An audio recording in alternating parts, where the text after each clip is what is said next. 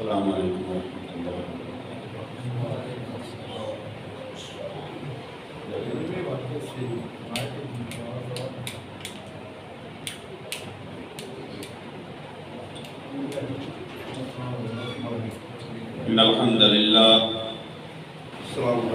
إن الحمد لله نحمده ونستعينه ونستغفره ونعوذ بالله من شرور أنفسنا ومن سيئات أعمالنا من يهده الله فلا مضل له ومن يضلله فلا هادي له أشهد أن لا إله إلا الله وحده لا شريك له وأشهد أن محمدًا عبده ورسوله أما بعد فإن خير الحديث كتاب الله وخير الهدي هدي محمد صلى الله عليه وسلم وشر الأمور محدثاتها وكل محدثة بدعة وكل بدعة ضلالة وكل ضلالة في النار يا أيها الذين آمنوا اتقوا الله حق تقاته ولا تموتن إلا وأنتم مسلمون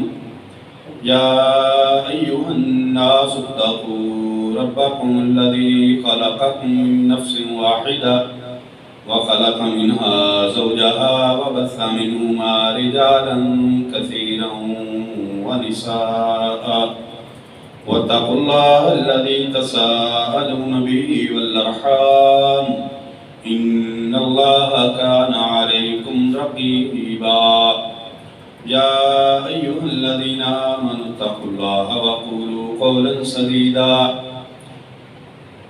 يصلح لكم أعمالكم ويغفر لكم ذنوبكم ومن يطع الله ورسوله فقد فاز فوزا عظيما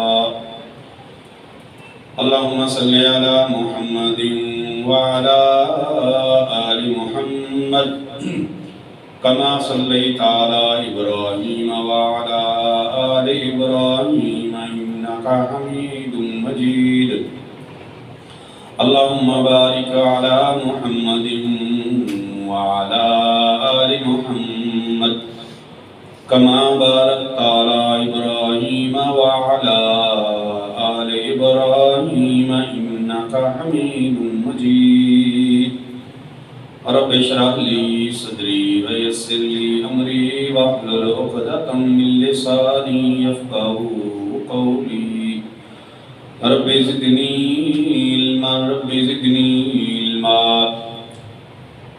قال الله تبارك وتعالى في كتابه المجيد أعوذ بالله السميع العليم من الشيطان الرجيم بسم الله الرحمن الرحيم قل يا عبادي الذين أسرفوا على أنفسهم لا تقنطوا من رحمة الله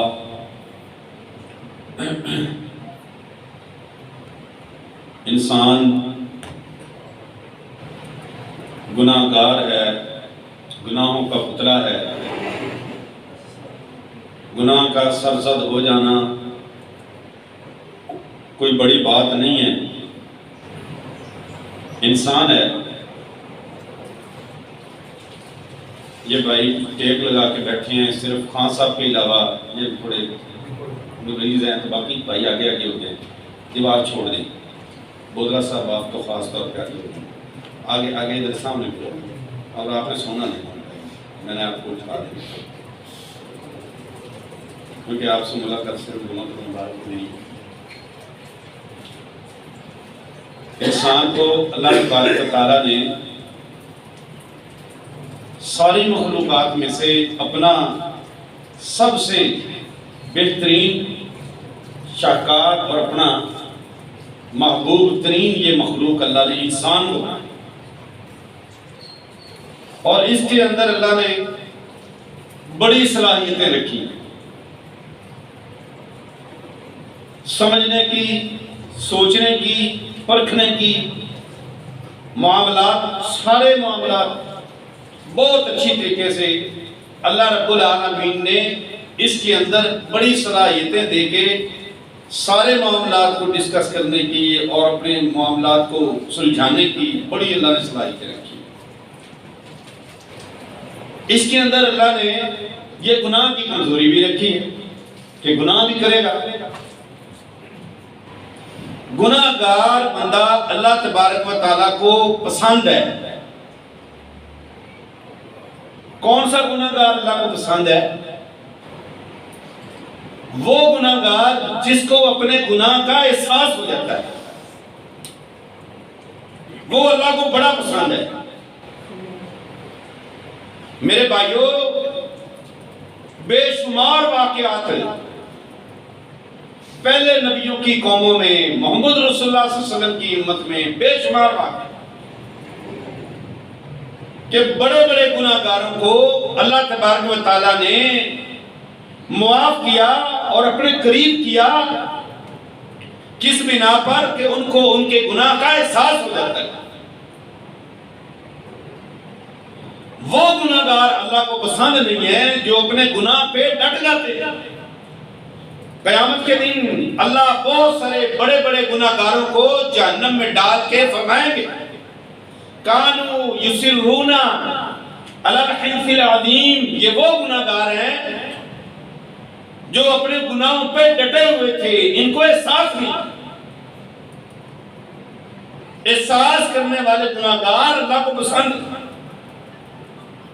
امام ترمذی رحمہ اللہ نے اپنی سنن کے اندر ایک واقعہ ذکر کیا ہے، بنی اسرائیل کا ایک شخص تھا کبل نامی، بہت بڑا گناہ گار تھا، دنیا کا کوئی گناہ اس نے چھوڑا نہیں تھا، دنیا کی اللہ تبارک و تعالیٰ کی دنیا میں کوئی نافرمانی ایسی نہیں تھی جو اس نے نہیں کی۔ زانی وہ تھا، ڈاکو وہ تھا، شراب خور وہ تھا، انتہا درجے کا اللہ تبارک و تعالیٰ کا نافرمان تھا۔ پوری قوم، اس کے قریب قریب رہنے والے لوگ، معاشرے والے اس سے بڑے پریشان اور تنگ، بدماش تھا، لوگ اس کے ڈر سے، اس کے فتنے سے اس کو کچھ کہہ نہیں سکتے تھے، اتنا گناہ گار تھا، اور اس کے لیے دعائیں کرتے تھے، اللہ اس کو ہمارے علاقے سے دور کر دے، اس کو اس دنیا سے اٹھا لے۔ بس اللہ رب العالمین کو اس کی صرف ایک رات کی توبہ اللہ رب العالمین کو منظور اور قبول ہو گئی اور پسند آ گئی، اس کو گناہ کا احساس ہو گیا۔ ہوا کیسے؟ ایک اس کی قریبی رشتہ دار لڑکی اس کے پاس آئی اور کہنے لگی کفل، میں لاچار ہوں، میں غریب ہوں، میں محتاج ہوں، میرے پاس خرچ نہیں ہے، مجھے کچھ پیسے ادھار دے دے، تو مالدار۔ وہ کہنے لگا میں تجھے 60 دینار سونے کے دیتا ہوں، لیکن شرط ہے تو میری خواہش کو پورا کرے گا۔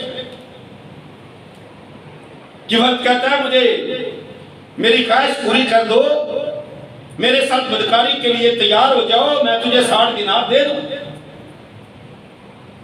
مجبور تھی، مقہور تھی، کہنے لگی ٹھیک ہے، مجھے بھی یہ شرط تیری منظور ہے، لیکن میری بھی ایک شرط ہے۔ ہاں بتا، بول تیری کیا شرط ہے؟ کہنے لگی میری شرط ہے کہ جب ہم بدکاری کریں گے، جب ہم زنا کریں گے، لا یرانا احد، سارے دروازے تجھے بند کرنے پڑیں گے تاکہ ہمیں کوئی دیکھے۔ کیفل کہتا ہے مجھے منظور ہے، ٹائم طے ہو گیا، جگہ طے ہو گئی، کمرے کے دروازے بند ہو گئے، کھڑکیاں بند ہو گئی۔ وہ لڑکی کپانے لگی، رونے لگی اور کہنے لگی کیفل میرے ساتھ تو نے وعدہ کیا کہ سارے دروازے بند ہوں گے، ساری کھڑکیاں بند ہوں گی، لا یرانا احد، کوئی ایک ہمیں نہیں دیکھے گا. ابھی ایک کھڑکی کھلی. کفل نے کہا اللہ کی بندی یہاں پر تو کوئی چڑیا پر نہیں مارے گی، کون آئے گا یہاں پر؟ کوئی نہیں آئے گا. وہ رونے لگی اور کہنے لگی الباب الذی بیننا و بین ربنا، وہ دروازہ وہ کھڑکی کھلی ہے جو میرے اور تیرے رب کے درمیان ہے، اس کو تو بند کرو. ابھی ہمارا رب تو ہمیں دیکھ رہا ہے. وہ رونے لگی، کہنے لگی کفل میں نے ساری زندگی اپنے رب کی نافرمانی نہیں کی، میں نے ساری زندگی اپنے اللہ کو اپنے سے ناراض نہیں کیا. آج میں اتنی مجبور ہوں کہ آج چند ٹکوں کی خاطر، چند پیسوں کی خاطر مجھے آج یہ دن دیکھنا پڑا. اس کا جسم کانپ رہا تھا، وہ رو رہی تھی، بلبلا رہی تھی کہ کفل میں تیری منت اور سماجت کرتی ہوں، تو مجھے میرے رب کا تو نافرمان نہ بنا. یہ وہ واقعہ تھا جس نے کفل کی زندگی بدل کے رکھ دیا. کفل کہنے لگا او اللہ کی بندی، تو نے ساری زندگی ایک گناہ نہیں کیا اور تیرا جسم کانپ رہا ہے اور تو رو رہی ہے. مجھے دیکھو میں نے تو ساری زندگی اللہ تبارک و تعالیٰ کی نافرمانی میں، بغاوت میں گزار دی. کہنے لگا جا، چلی جا اور آج اس بات کی گواہ بن جا کہ میں آج رات اپنے رب کو مناؤں گا، میں آج اپنے رب سے توبہ کروں گا. وہ کہنے لگی کہ کفل وہ رب بڑا رحیم ہے، وہ بڑا غفور ہے. میں تجھے گارنٹی دیتی ہوں تو رب کو منا لے، تیرا رب تیری مغفرت کے اعلان کر دے گا. وہ چلی گئی. اس نے کہا یہ 60 دینار لے جاؤ اور میں نے تجھے معاف کیے، میں کبھی واپس نہیں لوں گا. ساری رات کفل روتا رہا، اللہ رب العالمین سے اپنے گناہوں کی معافیاں مانگتا رہا. صبح لوگوں نے جا کے دیکھا کفل کی موت ہو چکی. لوگوں نے بڑی خوشی منائی، شکرانے کے اللہ تبارک و تعالیٰ کے سامنے الفاظ ادا کیے اور جناب اس کو پر مشورہ کیا کہ اس کو ایک گندے گڑے کے اندر پھینک دو، جان چھوٹی ہے. خوشیاں منائی. جب لوگ اس کے دروازے پہ اس کو اٹھانے کے لیے گئے، اس کے دروازے پر لکھا تھا ان اللہ غفر کفلن، او آسمان والے رب نے کفل کو معاف کر دیا ہے. کفل کو معاف کر دیا. کیوں؟ کس وجہ سے؟ اس کو گناہ کا احساس ہوا. میرے عزیزو، گناہ کا احساس جس کے دل میں پیدا ہو جائے وہ خالق کائنات فرماتا ہے نبی عبادی انی انا الغفور الرحیم. نبیوں پیغمبروں میرے ان بندوں کو بتا دو انی انا الغفور الرحیم، میں بڑا غفور الرحیم ہوں، میں اپنے بندوں کو معاف کرنے والا ہوں. کسی کو گناہ کا احساس تو ہو. اور آپ صلی اللہ علیہ وسلم نے فرمایا التائب من الذنب کمن لا ذنب لہ، گناہوں سے توبہ کرنے والا، گناہوں سے معافی مانگنے والا، رب کے سامنے جھکنے والا، اپنے رب کے سامنے گناہ کا احساس کرنے والا، کمن لا ذنب لہ، اللہ اس کو ایسے بنا دیتے ہیں جیسے اس کا کوئی گناہ تھا ہی. حدیث لکھنے والے محدثین نے لکھا ہے کفل کی عمر 70-80 سال کے درمیان تھی. رب نے ایک رات کی عبادت اور ایک رات کی توبہ اتنی پسند کی ہے کہ 80 سالہ گناہوں کو معاف کر دیا. اللہ کی طرف آؤ تو سے فرمایا میرے نبی قل یا عبادی الذین اسرفوا لا تقنطوا من رحمت اللہ. مجھے ایک بھائی کہنے لگا جناب کبھی کوئی خوشخبری بھی سنا دیا کریں، آپ کے اکثر بیان ڈرانے پر ہی ہوتے. میں نے کہا بات آپ کی ٹھیک ہے، خوشخبری سنانی چاہیے، سنیں. آج اللہ نے فرمایا میرے نبی اعلان کریں یا عبادی الذین اسرفوا، اے میرے وہ لوگوں، اے میرے وہ بندو جو اپنی جانوں پہ ظلم کر بیٹھے ہو، لا تقنطوا من رحمت اللہ، اللہ تبارک و تعالیٰ کی رحمت سے مایوس نہ ہونا. کیوں؟ اللہ نے فرمایا وہ سارے کے سارے گناہ معاف کرنے والا ہے، ساری زندگی کے گناہ معاف کرنے والا ہے. بنی اسرائیل کا ایک نوجوان معاشرے میں لوگوں کے ناک میں دم کیا ہوا تھا، بڑا گناہگار تھا. بڑا پریشان کرتا تھا لوگوں کو. سارے معاشرے نے، لوگوں نے، محلے والوں نے، علاقے والوں نے مشورہ کیا کہ بھائی ایک شخص ہے جو بڑا شدید گناہگار ہے، ہماری عزتیں محفوظ نہیں ہیں، ہمارے مال محفوظ نہیں ہیں، اس سے جان چھڑانے کے لیے انہوں نے آپس میں مشورہ پلان کیا، اس کو اٹھاؤ، اس کو جا کے کسی دور دراز جنگل میں چھوڑاؤ اور دوبارہ بتا دو کہ اگر آیا تو ہم تجھے مار دیں گے، قتل کریں. وہ شخص جنگلوں میں رہنے لگا، جنگلوں میں جو میسر تھا کھانا پینا وہ کھاتا پیتا رہا، حتیٰ کہ بیمار ہو گیا. اللہ رب العالمین کی طرف رجوع کرنے کا اس کے دل میں خیال پیدا ہوا. اللہ رب العالمین کی طرف رجوع کر کے اپنے گناہوں سے توبہ کی. بیماری کی شدت کی حالت میں دعا کرتا ہے. دعا کیا کرتا ہے؟ اے وہ رب جو معاف کرے تو تیری بادشاہی گھٹتی نہیں ہے، اگر تو مجھے معاف کر دے تو تیری بادشاہی میں کمی واقع نہیں ہوتی، اگر تو مجھے عذاب دے تو تیری بادشاہی بڑھتی نہیں ہے. بات سمجھ آئی؟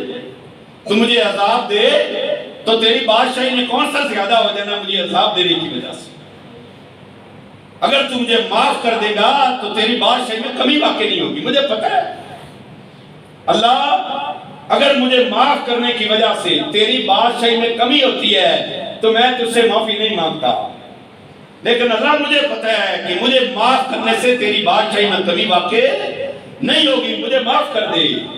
اللہ تبارک و تعالیٰ نے اسے معاف کر دیا. موسیٰ علیہ السلام کی طرف فَأَنزَلَ اللَّهُ إِلَىٰ مُوسَىٰ، اللہ نے موسیٰ علیہ السلام کی طرف وحی نازل کر دی. موسیٰ جاؤ جنگل کے اندر میرا ایک دوست فوت. کون ہے؟ ساری زندگی اللہ کی بغاوت کرنے، اللہ نے اس کے ولی ہونے کا اعلان کر دیا، اللہ نے اپنے دوست ہونے کا اعلان کر دیا. فرمایا موسیٰ جاؤ اور معاشرے میں اعلان کر دو. کیا اعلان کرو؟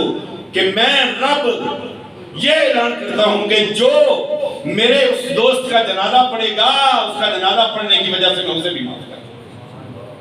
موسیٰ علیہ السلام نے لوگوں کو اکٹھا کیا، اعلان کیا کہ آؤ سارے مل کے رب کے دوست کا جنازہ پڑھ لیجیے. جب جنگل میں گئے لوگوں نے کیا دیکھا؟ لوگوں نے اس کی شکل دیکھی، کہنے لگے موسیٰ یہ بڑا گناہگار ہے، یہ بڑا پاپی ہے، اس نے معاشرے کے ناک میں دم کر رکھی تھی، آپ اس کو کیسے کہتے ہیں کہ اللہ کا دوست ہے؟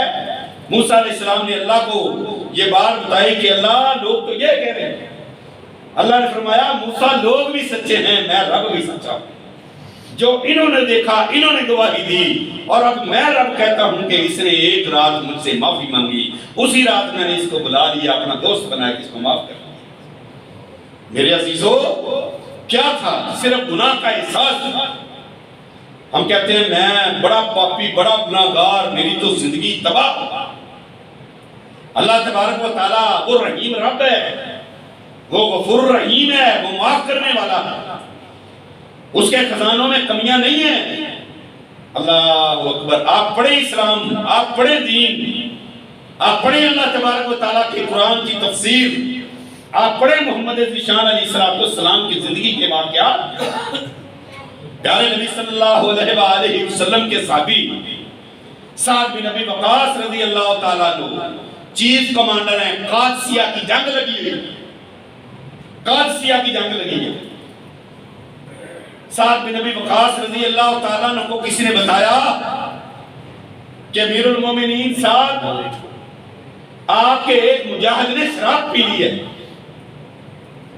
سعد رضی اللہ تعالیٰ نے فرمایا اسے گرفتار کر کے میرے پاس لیا. اس مجاہد کو، اس اللہ تبارک و تعالیٰ کے پیارے نبی صلی اللہ علیہ وسلم کے صحابی کو سعد کے سامنے پیش کیا. پوچھا بتا مجھے تو نے شراب پی ہے؟ کہنے لگا ہاں امیر صاحب مجھ سے غلطی ہو گئی، میں شراب پی بیٹھا. فرمایا جاؤ جا کے اس کو پابند سلاسل کر دو، اس کو جکڑ دو، اس کو بند کر دو، اس کو میدان میں لڑنے کی اجازت نہیں ہے. اس کو سلاخوں میں بند کر دیا، اس کو سزا دی. کچھ وقت گزرا، وہ بندہ رونے لگا، چیخنے چلانے لگا، لوگوں مجھے چھوڑ دو، ساتھ تک یہ پیغام پہنچاؤ، میں نے اپنے رب کی طرف رجوع کر لیا، میں نے اپنے رب کو منا لیا ہے، میں نے رب کی طرف توبہ کر لیا، مجھے چھوڑ دو۔ سعد رضی اللہ تعالیٰ عنہ کے پاس پیغام لے جانے کے لیے کوئی تیار نہیں تھا۔ کیوں کہ یہ بات کرنے والی کون سنیں گے، کیسے سنیں گے؟ وہ کوئی پیغام نہ دیا کسی نے۔ اس کے ساتھ ہی حضرت سعد رضی اللہ تعالیٰ عنہ کی بیوی کا خیمہ تھا۔ اس کو پتا چلا، وہ اونچی اونچی آواز میں رونے لگا اور کہنے لگا، یا زوجہ کا سعد، اے سعد کی بیوی، میری آپ ہی التجا سن لو، میری بات تو سنو، میرا رب معاف کرنے والا ہے، میں نے رب کی طرف رجوع کر لیا ہے، مجھے چھوڑ دو، میں میدان میں لڑنا چاہتا ہوں، میں اللہ رب العالمین کی رضا کی خاطر آیا ہوں، میں آپ سے وعدہ کرتا ہوں کہ میں ایک بار دشمن سے لڑوں گا، بھڑوں گا، اگر تو میں شہید ہو گیا تو میرا رب میری شہادت قبول کرے گا، اگر میں زندہ بچ گیا تو واپس آ کے اپنے آپ کو دوبارہ قید کر لوں، مجھے ایک بار چھوڑ دو۔ سعد رضی اللہ تعالیٰ عنہ کی بیوی نے ہمت کی، جا کے اس کو کھول دیا۔ وہ نیزہ لے کے، تلوار لے کے جب گمسان کی جنگ میں جا کے ڈٹا اور لڑا، سعد رضی اللہ تعالیٰ نے اونچی ایک پہاڑ کی چوٹی پر بیٹھ کے مسلمانوں کی کافروں سے لڑائی دیکھ رہے تھے۔ مسلمانوں کی لڑائی کا پانسا بڑا نیچے تھا اور مسلمان اس وقت ہمت ہارتے نظر آ رہے تھے۔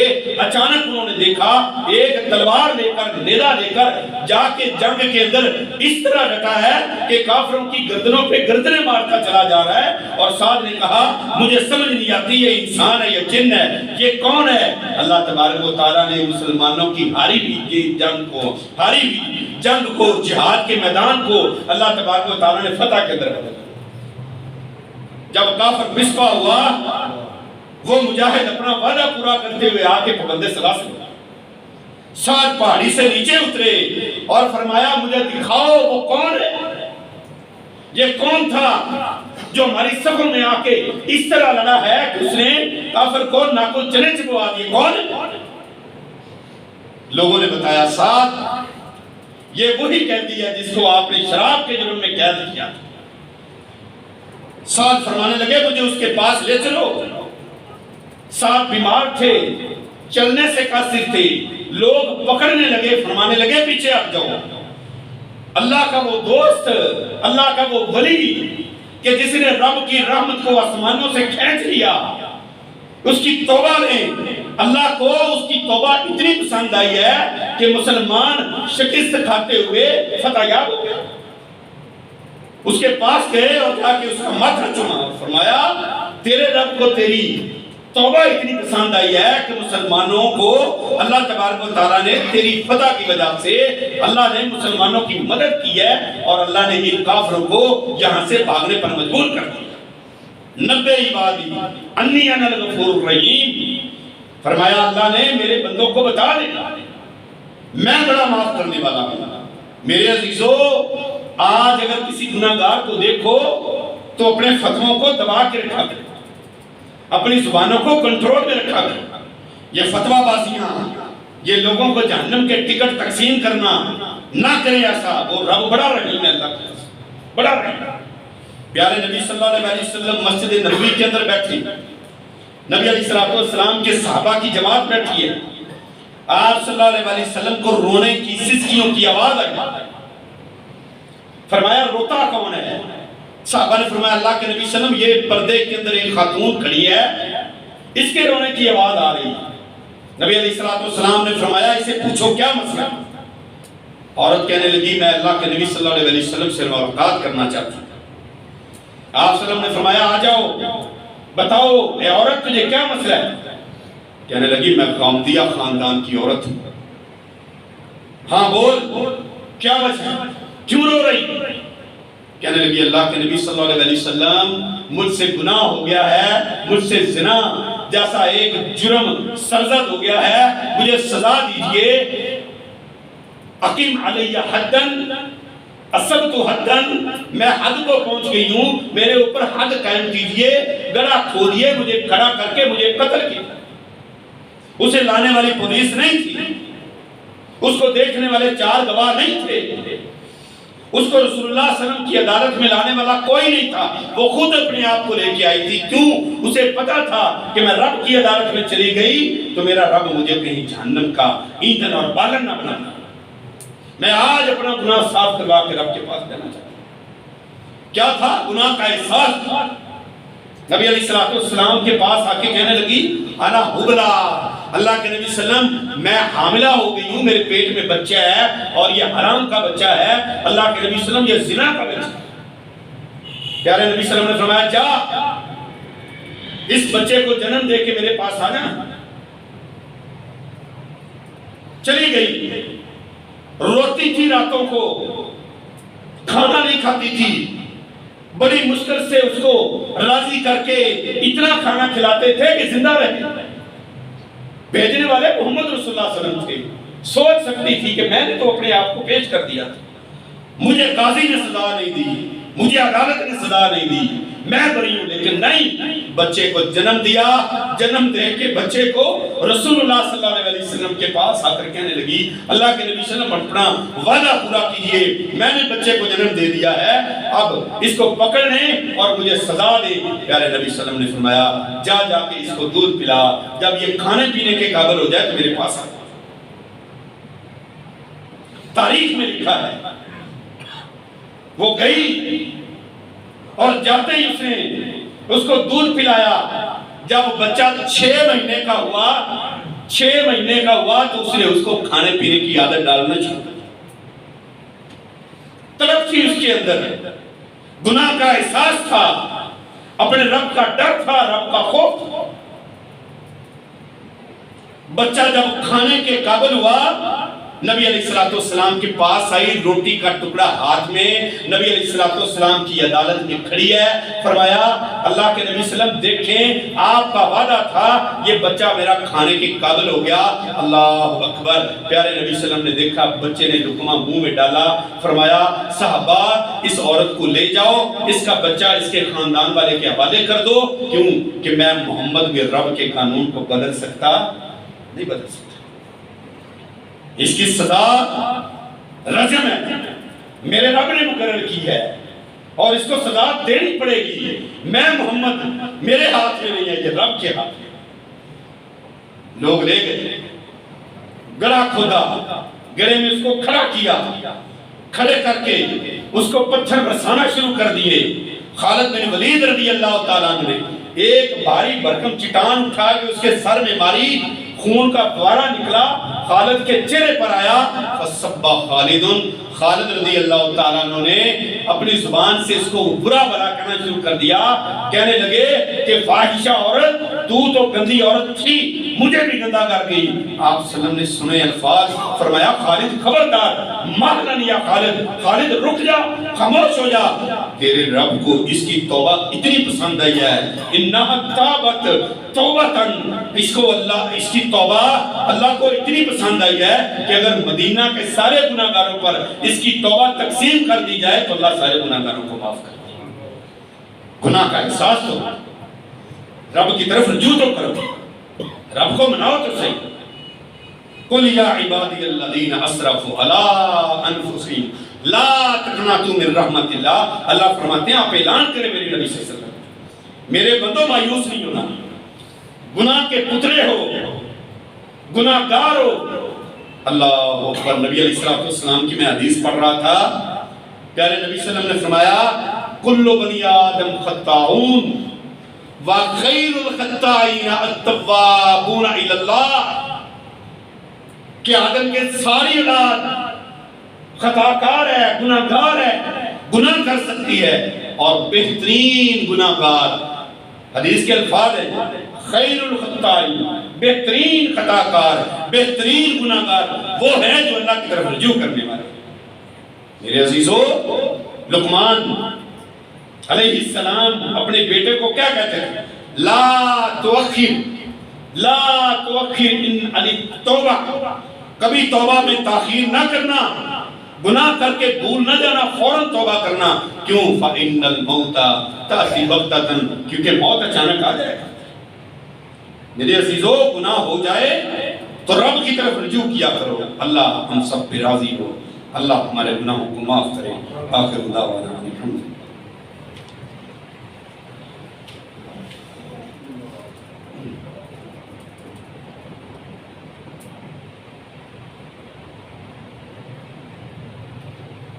الحمد للہ۔ إن الحمد لله نحمده ونستعينه ونستغفره ونعوذ بالله من شرور أنفسنا ومن سيئات أعمالنا، من يهده الله فلا مضل له ومن يضلل فلا هادي له، أشهد أن لا إله إلا الله وحده لا شريك له وأشهد أن محمدا عبده ورسوله۔ اللهم صل على محمد وعلى آل محمد كما صليت على إبراهيم وعلى آل إبراهيم إنك حميد مجيد۔ اللهم بارك على محمد وعلى آل محمد كما باركت على إبراهيم وعلى آل إبراهيم إنك حميد مجيد۔ ربنا آتنا في الدنيا حسنة وفي الآخرة حسنة وقنا عذاب النار۔ ربنا تقبل منا إنك أنت السميع العليم وتب علينا إنك أنت التواب الرحيم۔ وصلى الله تعالى على خير خلقه محمد وآله وصحبه أجمعين۔